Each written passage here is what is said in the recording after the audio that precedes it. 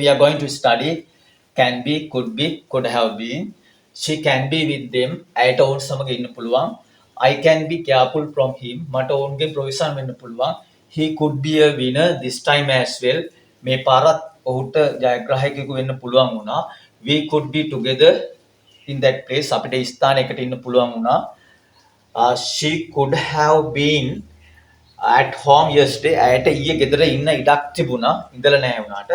They could have been for the meeting this time. ඔවුන්ට this morning ඔවුන්ට අද උදේ රැස්වීම සඳහා ඉන්න ඉඩක් තිබුණා. නමුත් ඉඳලා නැහැ. We use can be to show the present ability or potentiality. We use could be to show the past ability or past potentiality. We use could have been something or when something was possible in past but actually it did not happen. We use could have been. Try to learn